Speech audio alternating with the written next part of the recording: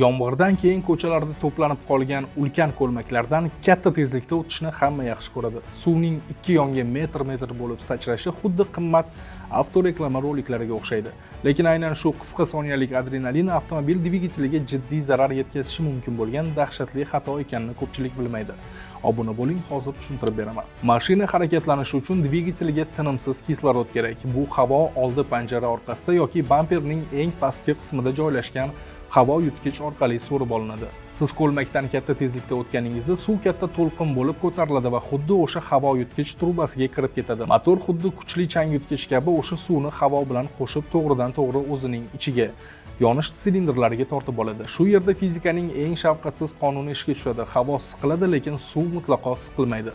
Oddiy holatda dvigatel Porsche'ni pastdan dahshatli tezlikda yuqoriga urilib, benzin va havo aralashmasini siqadi va u portlaydi. Lekin silindr ichiga suv kirib qolgan bo'lsa, Porsche'ni yuqoriga qarab zarb bilan ko'tariladi va siqib bo'lmaydigan suv qatlamiga xuddi beton devorga urilgandek uriladi.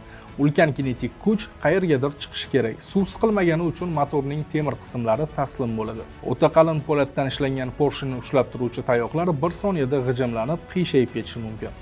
Eng yomon holatda zo'riqishdan butun boshli dvigatel bloki yorilib ketadi va motor yog'i ko'chaga to'kilib tushadi.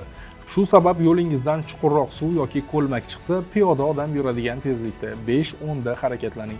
Mashina oldida to'lqin hosil qilmang. Bu sizni katta xarajatdan asrab qolishi mumkin.